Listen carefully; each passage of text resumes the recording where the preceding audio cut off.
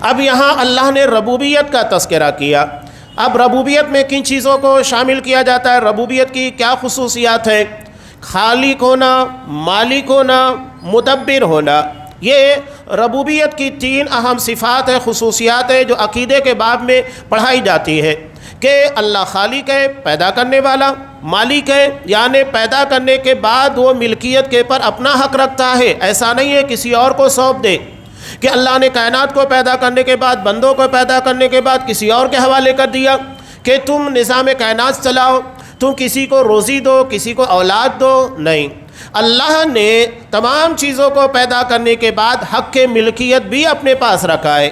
اور اس کے بعد مدبر یعنی زندگی، موت، خوشی، غم، زندگی کے تمام امور کے بارے میں تدبیر کرنا، تصرف کرنا، یہ اللہ تبارک و تعالی رب کی خصوصیت ہے. اب اللہ نے رب کا تذکرہ کیوں کیا؟ اس کی وجہ یہ ہے کہ انسانی زندگی میں خوشی آئے وہ بھی اللہ عطا کرتا ہے، غم ہو وہ بھی اللہ عطا کرتا ہے بطور آزمائش کے.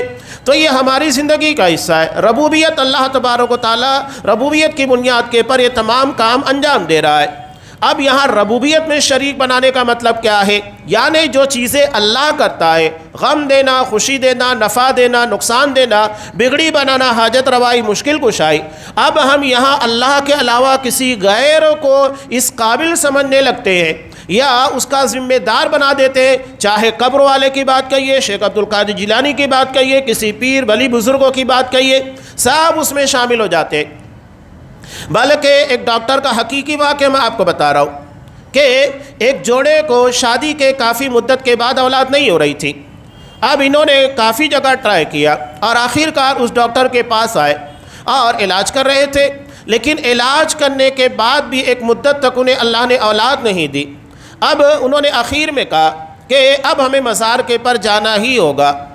تو ڈاکٹر ذہین تھا، اللہ نے عقیدہ توحید کا علم دیا تھا، وہ فوراً سمجھ گیا، اس لیے کہ وہ روایت سامنے رکھیے گا کہ اللہ جب بندوں کے تعلق سے کوئی فیصلہ کرتا ہے تو فیصلے کی چرچا فرشتوں کے درمیان ہوتی ہے، اور کچھ باتیں کبھی کبھار شیاطین جب آسمان کی طرف جاتے ہیں سن لیتے ہیں اور انہی باتوں کو آ کر نجومیوں کے کان میں اگل دیتے اور وہ ایک سچ کے اندر 99 جھوٹ ملا کر لوگوں کے درمیان بیان کرتا ہے.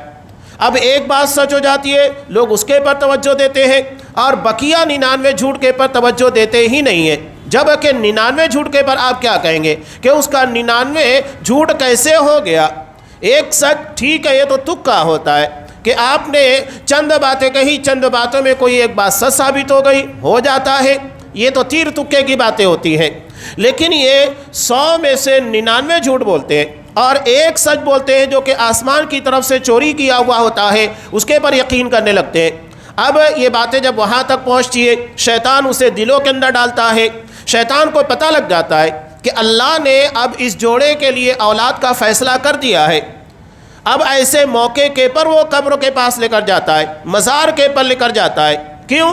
تاکہ جو اولاد اللہ دینے والا ہے، جو فیصلہ اللہ نے کیا ہے، اس فیصلے کو نعوذ باللہ شیطان کسی قبر والے کی طرف، مزار والے کی طرف ٹرانسفر کرتا ہے، لوگوں کے عقیدوں کو بگاڑتا ہے.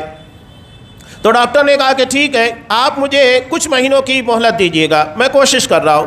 اور اللہ کا کرنا ایسا ہوا کہ اللہ نے اولاد کے لیے جو مدت تھی وہ طے کر دی، حمل ٹھہر گیا اور بہت خوشی کے عالم میں آیا. تو ڈاکٹر صاحب نے کہا کہ آپ کو پتہ ہے کہ میں نے آپ کو کوئی دوا نہیں دی ہے، کوئی دوا نہیں دینی ہے آپ کو، بس یوں ہی خالی چیزیں تھیں جو آپ کو میں دے رہا تھا.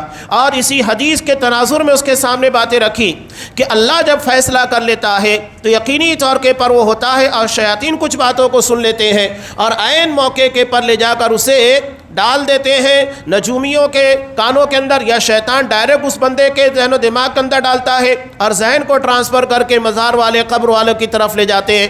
لوگ سمجھتے ہیں کہ مزار والے کی عطا کردہ ہے، مزار اور اس کے واسطے وسیلے سے ہمیں چیزیں ملی ہے، جبکہ اس میں اس کا کوئی لینا دینا نہیں ہوتا ہے.